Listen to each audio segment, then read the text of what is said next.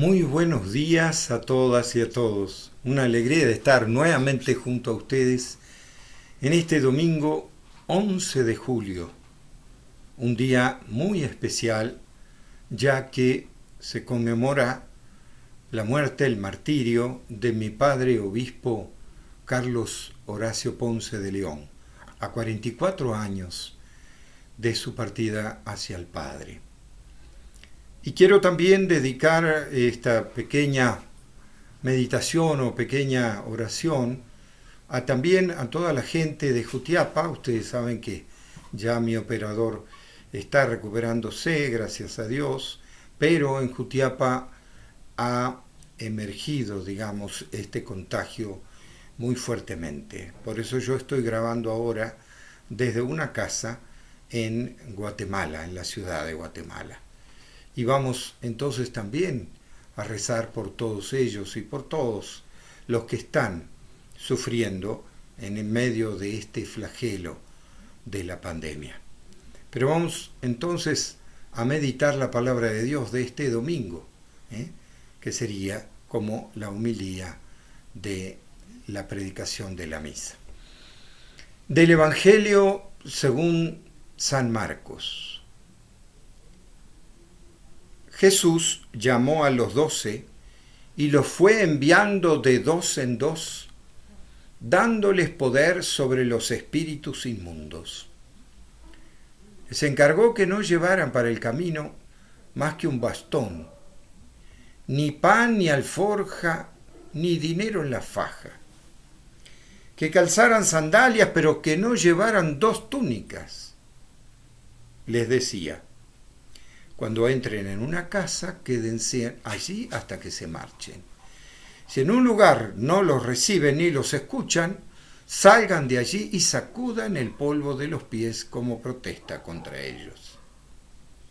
Se fueron y predicaban que se arrepintieran.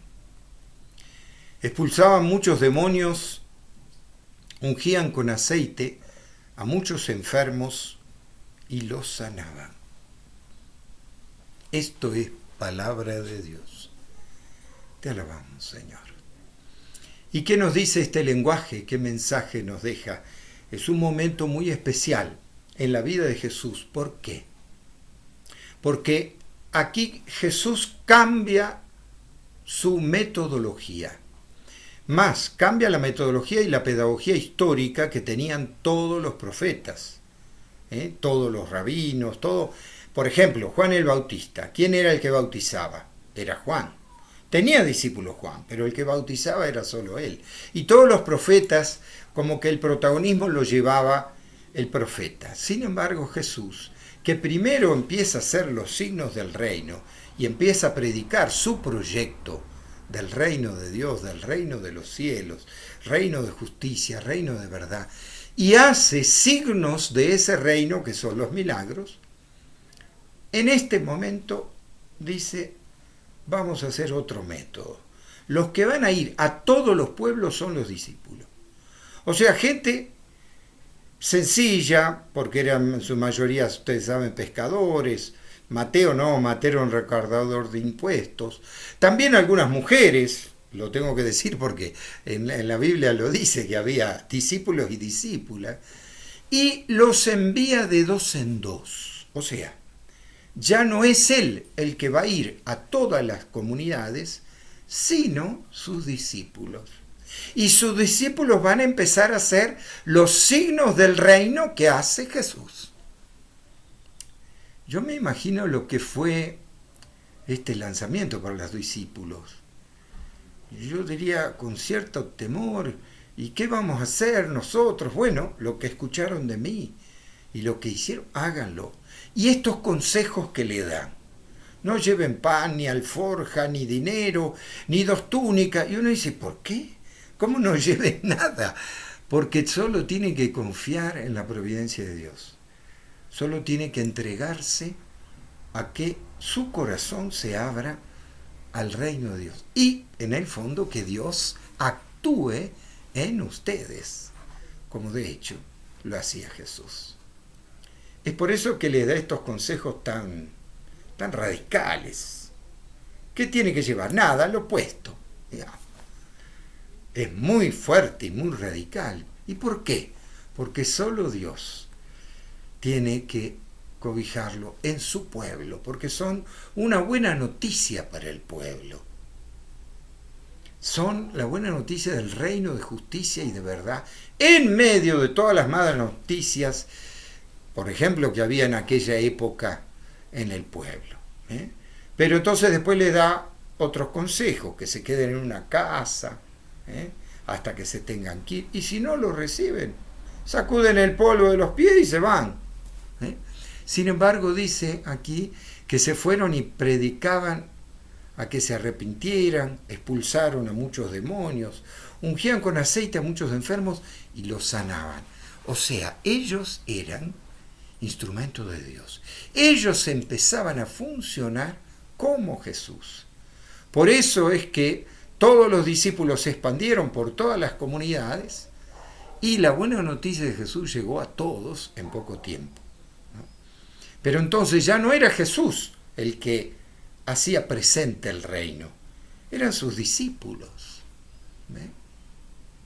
¿Y por qué es este gran cambio? Porque la pedagogía de Jesús fue preparar gente, discípulos y misioneros, para que sean ellos los que misionen. ¿Y a quién eligió? A gente sencilla, no grandes estudiosos, ni grandes poderosos, no. Pero ellos empezaron a ser signos de Dios, signos del reino. O sea, el mismo Espíritu de Jesús estaba en ellos. Y eso que recién comenzaban. Después, por supuesto, sabemos que de esta misión hizo varias misiones Jesús. Después iba Jesús, pero primero sus discípulos. Después de estas misiones, los discípulos volvían hasta ellos mismos conmovidos de lo que hacía Dios con ellos. ¿Por qué? Porque dejaron entregar su vida a la misión, porque la vida es misión. Y Jesús les enseñó cómo tenían que hacer para sentirse verdaderos discípulos y misioneros de Jesús. Y uno dice, qué pena no estar allá con Jesús y haber sido discípulo. Sin embargo, tenemos que decir, a través del tiempo y de los años y de los siglos, hombres y mujeres han sido testigos de este Jesús. No solo testigos, lo han vivido en la profundidad de la entrega de vida. Y yo en esto sí quiero hacer referencia a Monseñor Carlos Horacio Ponce de León, que fue no solo un segundo papá para mí, muy cercano, sino un padre y pastor de todo el pueblo, porque toda una diócesis, todos los sacerdotes, los jóvenes, los grandes, no se olvidan después de 44 años de su partida. ¿Y por qué?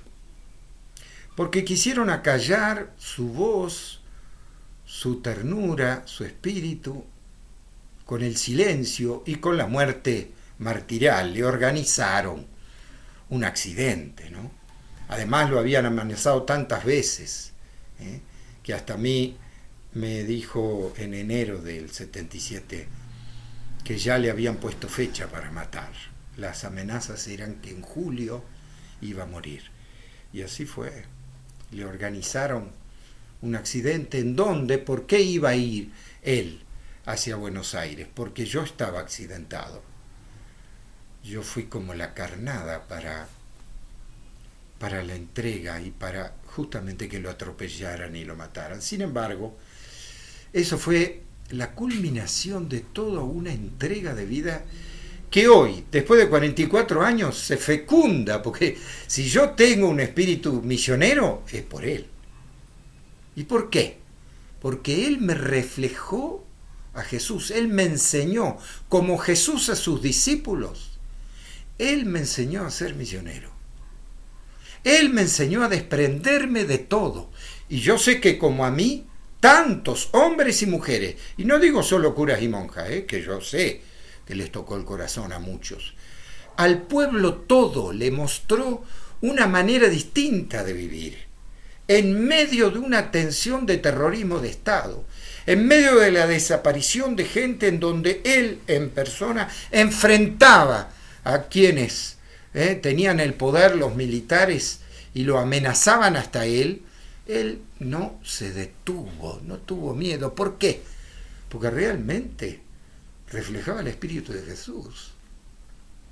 Y por eso todos los que los conocimos, no importa que pasen los años que pasen, sabemos que es un mártir, pero mucho más, que no es solo el momento de su martirio, el momento de toda la vida que vivimos con él. Yo crecí al lado de él y me encendió el corazón misionero. Me mostró una iglesia que él había vivido y revivido en un concilio Vaticano II y que lo puso en práctica, que mostró y demostró que es posible ser misionero de Jesús en el tiempo que les toca vivir. Y yo digo, ahora en pandemia, en una época distinta, que no estamos tal vez en algunos países en una persecución directa a aquellos hombres y mujeres de Dios que quieren vivir la justicia y la verdad. Sin embargo, por ejemplo, esta pandemia a muchos los apaga y les parece que como que no tenemos cómo misionar. Y no es así. Habrá que misionar de otro modo. Como Ponce lo hizo en aquella época en donde hacían desaparecer a gente, ¿no? Pero había un Espíritu de Jesús que seguía siendo misionero, que cambiaba y modificaba la vida. Entonces el testimonio de él, ¿qué me dice? Que ahora en pandemia más que nunca tenemos que ser misioneros. Que ahora más que nunca tenemos que perseverar en esa esperanza que no termina con la muerte, al contrario, que va más allá. Porque si hay algo también que me enseñó y que me metió en la esperanza de mi corazón, es la esperanza de ese reino que ya está presente y que en medio de esta pandemia podemos vivir profundamente, aunque nos cueste la vida. ¿Por qué? Porque si hay algo que me mantiene en la esperanza del reino de los cielos es que algún día, cuando la Madre Tierra, Dios Padre me llame, espero encontrarme con gente como Carlos Horacio Ponce de León, mi padre y pastor, y encontrarme con Angelelli, con Romero y con tantos hombres y mujeres que hicieron posible la esperanza de un mundo nuevo. Y entonces, en este cambio de época profundo que vivimos, porque cambian los paradigmas, porque cambian los modos de concebir, porque hay una hipercomunicación mundial, en donde pasa algo en China y nos estremece en todo el mundo. Bueno, en medio de esto, a ver cómo somos misioneros. ¿Cómo asumimos esta buena noticia vivida en medio de una pandemia? Que hasta nos hace, como ahora, por ejemplo, en la diócesis que estamos, el obispo tuvo que cerrar todo. No podemos hacer celebraciones ni reuniones. ¿Por qué? Porque la efervescencia del contagio está en un pico altísimo. Colapsaron los hospitales, y estamos todos, diríamos, bueno, en las manos de Dios como siempre. Y uno dice, pero ahora se puede con tenemos que cambiar los planes día a día. Bueno, tendremos que aprender a vivir cambiando de planes día a día. Pero el testimonio de tantos mártires nos dice que no tenemos que perder nunca la esperanza, que tenemos que depender de Dios, como le pidió Jesús a sus discípulos, como nos enseñó Ponce de León, y yo creo que tantos hombres y mujeres, a no dar marcha atrás frente al amor de Jesús y frente a la misión. Entonces, después de tantos años, creo que el Espíritu de Jesús sigue vivo.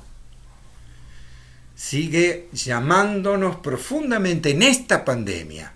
Hagamos presente el reino de los cielos. ¿Cómo? Bueno, ese es el desafío. ¿Será cuidando y valorando la vida de los otros? ¿Será acompañando y apoyando a quienes estén enfermos? ¿Será valorando la vida desde otra perspectiva? Y no lo que nos proponen tal vez los poderes, la geopolítica, en donde codician a ver quiénes sacan más dinero de las vacunas.